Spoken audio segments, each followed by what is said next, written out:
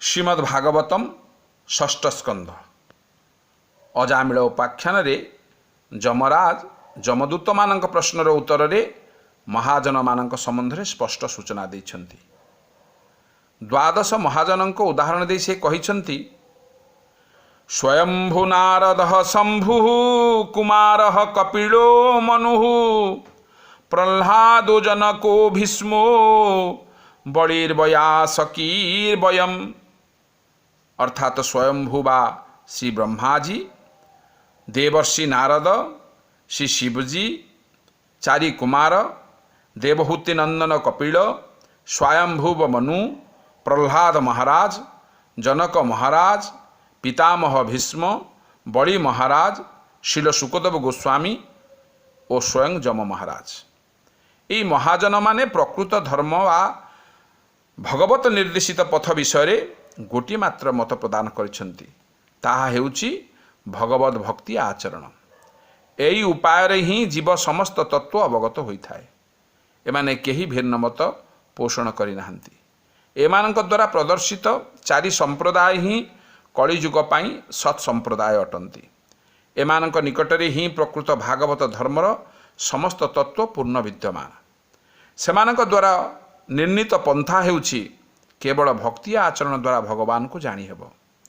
श्रीमद् भगवद गीता, श्रीमद् भागवतम तथा समस्त वैदिक शास्त्रर प्रतिपाद्य वस्तु जहाँ महाजन पदांकित और निर्देशित पथ ताहा हेला सर्वे पुंसांग परो धर्मो जतो भक्तिर अधोक्षजे।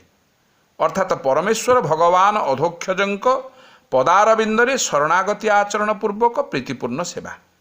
यही सेवा अर्पण को भक्ति बा जीवर प्रकृत श्रेय लाभ कहुଯାଇଛି।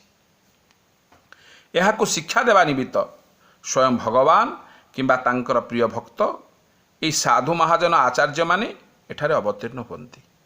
यही वैष्णव संप्रदायर शील माधवेन्द्र पुरी गोस्वामी मध्य जड़े अन्यतम निष्किंचन महाजन। तांकर आचरण रे कौनसी प्रकार मत्सरता बा लोकवंचना नाही।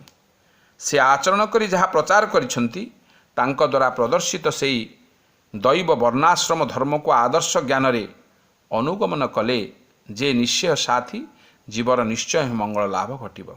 ताहा श्रीमन महाप्रभु दैव वर्णाश्रम धर्मर आदर्श प्रदर्शन पूर्वक शिक्षा देले।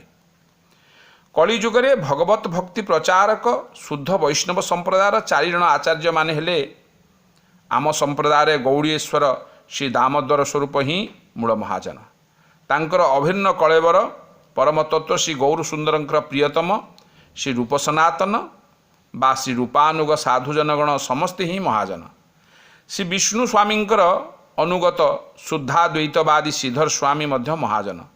चंडीदास, विद्यापति, जयदेव एमाने समस्ते महाजन। सुतरां प्रकृत महाजनंकर संगलाभ निमित्त अनुसंधुष्यु श्रोतुवर्गंक उपर वर्णित साधु महाजनंकर दिव्य चरितावली को लक्ष्य करी प्रकृत महाजनंकर परिचय ज्ञात होई सेमानंकर सदुपदेशावली को पाथेय पूर्वक पारमार्थिक पथरे अग्रसर हेबा वांछनीय। महाजन मानंकर लबे मात्र संग द्वारा ही चिर ईप्सित भगवत कथामृतर दिव्य रस आस्वादन करा जाइथाए। अन्यथा सहजिया मतवाद युक्त तथा कथित भिन्न भिन्न महाजनंकर असत्संग जोगु जीवर समस्त दुर्गतिर पथ अविलंबे आसी उपस्थित होई ताको प्रकृत सत्य पथरु भ्रष्ट करिथाए। तेणु सर्वत्र गोविंद दर्शन करुथुबा मुक्त कूलर उपास्य एही महाभागवत परमहंस शिरोमणि साधु महाजन मानंकर सानिध्य प्राप्ति दिगरे समग्र मानव समाज प्रयासी हेबा उचित। महाभारत रे वर्णित यक्ष संवादर तृतीय प्रश्न कह पंथा र उत्तर रे युधिष्ठिर महाराज कहिथिले तर्क अप्रतिष्ठो श्रुतयः विभिन्ना नासो मुनिर्जस्य मतं न भिन्नम धर्मस्य तत्त्वं निहितं गुहाया महाजनो जेन गत सह पंथा। अर्थात धर्मर निगूढ़ तत्व महाजन मानक उद्देश्य रे थाए। तेणु सेमानक निर्देशित पथ ही प्रकृत पथ बा पंथा। एई यक्ष संवाद आधार रे मोर स्वरचित कविता ଯେଉଁଥିରେ କି ଅନେକ ନୀତିବାଣୀ ସନ୍ନିହିତ ହୋଇଛି। ଏବେ ଶୁଣିବା ଆଜିର କବିତା। ଯକ୍ଷ ସମ୍ବାଦ। ମହାଭାରତର ଅରଣ୍ୟ ପର୍ବରେ ବର୍ଣ୍ଣିତ ଏହି ଘଟଣା ପଞ୍ଚୁ ପାଣ୍ଡବଙ୍କ ବନବାସ ବେଳେ ଘଟିଥିଲା ଦୁର୍ଘଟଣା। ତୃଷାର୍ତ୍ତ ହୋଇଲେ ବନେ ବୁଲୁ ବୁଲୁ ଧର୍ମରାଜ ଯୁଧିଷ୍ଠିର ଜଳ ଆଣିବାକୁ ଜଣ ଜଣ କରି ଗଲେ ପାଖ ସରୋବର। ସେଠି ଯକ୍ଷ ଥିଲା ଜଣାଇ ସେ ଦେଲା ବିଷାକ୍ତ ବୋଲି ସେ ଜଳ, ଅମାନିଆ ହୋଇ ଜଳ ଦେଲେ ପିଇ ଭାଇଙ୍କର ହେଲା କାଳ। ଶେଷେ ଯୁଧିଷ୍ଠିର ଯାଇ ସେ ଦେଖିଲେ ଚାରି ଭାଇ ତାଙ୍କ ମୃତ, ଦୁଃଖେ ମର୍ମାହତ ହୋଇ ଫେରୁଥିଲେ ଯକ୍ଷ ଆସିଲା ତ୍ୱରିତ। ଯକ୍ଷ ଚୁକ୍ତି କଲା ପ୍ରଶ୍ନ ପଚାରିବ ଦେଲେ ସଠିକ ଉତ୍ତର, ଚାରି ଭାଇଯାକ ପୁନଶ୍ଚ ବଞ୍ଚିବେ ସୁଖେ ଯିବେ ଯୁଧିଷ୍ଠିର। ଧର୍ମରାଜ ଏବେ ରାଜି ହୋଇଗଲେ ଦେବାକୁ ସବୁ ଉତ୍ତର। ପ୍ରଥମ ପ୍ରଶ୍ନଟି କାହା ଆଦେଶରେ ଉଦୟ ହୁଏ ସୂର୍ଯ୍ୟଙ୍କର? ପରମାତ୍ମା ବ୍ରହ୍ମା ଆଦେଶରେ ହୁଏ ରାଜା କରିଲେ ଉତ୍ତର। ଦ୍ୱିତୀୟ ପ୍ରଶ୍ନଟି କେ ମନୁଷ୍ୟ ସାଥୀ? ଧୈର୍ଯ୍ୟ ସାଥୀ ମନୁଷ୍ୟର। କି ଶାସ୍ତ୍ର ପଢ଼ିଲେ ବୁଦ୍ଧି ହେବ ବୋଲି ଯକ୍ଷ ପୁଣି ପଚାରିଲେ? ଶାସ୍ତ୍ର କିଛି ନାହିଁ ମହାଜନ ପନ୍ଥା ଅନୁସର ଉତ୍ତରିଲେ। ଭୂମିଠାରୁ ଭାରି କିଏ ସେ ଅଟଇ ଆକାଶରୁ କିଏ ଉଚ୍ଚ? କାହା ଗତି କୁହ ପବନରୁ ବେଗ ଘାସଠାରୁ କିଏ ତୁଚ୍ଛ? ଭୂମିଠାରୁ ଭାରି ଗର୍ଭଧାରୀ ମା ଆକାଶରୁ ଉଚ୍ଚା ପିତା, ପବନରୁ ବେଗ ମନଟି ଅଟଇ ଘାସଠାରୁ ତୁଚ୍ଛ ଚିନ୍ତା। ବିଦେଶରେ ଥିଲେ କିଏ ସାଥୀ ହୁଏ ଘରେ କିଏ ତୁମ ସାଥୀ? ମରଣ ବେଳରେ କିଏ ସତ୍ରେ ସାଥୀ କୁହ ଭାବି ଚିନ୍ତି? ବିଦେଶରେ ସାଥୀ ବିଦ୍ୟାଟି ଅଟଇ ଘରେ ସାଥୀ ହୁଏ ପତ୍ନୀ, ମରଣ ବେଳରେ ଦାନ ସାଥୀ ହୁଏ ସତ୍ରେ ସୁଖ ଶାନ୍ତି। କିଏ ସେ ସଂସାରେ ବଡ଼ ବର୍ତ୍ତନଟି କିବା ଗଲେ ହେବ ପ୍ରିୟ, କିସ ହଜିଗଲେ ଦୁଃଖ ହଜିଯାଏ ଧନୀ ହେବା ମାର୍ଗ କୁହ। ପୃଥିବୀ ଅଟଇ ବଡ଼ ବର୍ତ୍ତନଟି ଗର୍ବ ଗଲେ ହେବ ପ୍ରିୟ, କ୍ରୋଧ ହଜିଗଲେ ଦୁଃଖଟି ହଜଇ ଲୋଭ ଛାଡ଼ି ଧନୀ ହୁଅ। କେଉଁ ଆଚରଣୁ କୁହ ଏ ସଂସାରେ ଚିହ୍ନିବ ତୁମେ ବ୍ରାହ୍ମଣ, କି ଚେତନା ହେଲେ ଜୀବନ ଉଦ୍ଦେଶ୍ୟ ହୋଇବ କୁହ ପୂରଣ।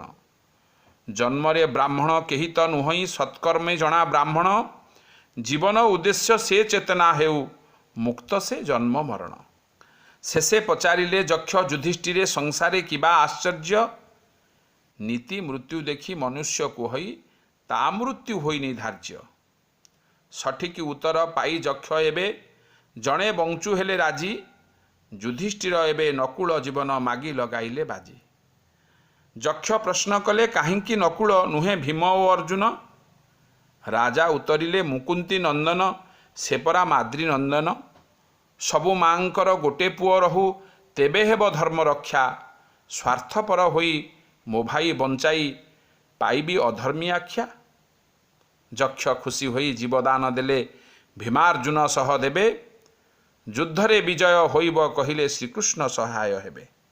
ଏ ଯକ୍ଷ ସମ୍ବାଦ ଠିକେ ମୁଁ ଲେଖିଲି ମନୁ ମୋ ଘୁଚାଇ ଦ୍ୱନ୍ଦ୍ୱ, ପ୍ରତିଟି କଥାକୁ କାମରେ ଲଗାଅ କହଇ ଦାସ ମୁକୁନ୍ଦ। ହରେ କୃଷ୍ଣ।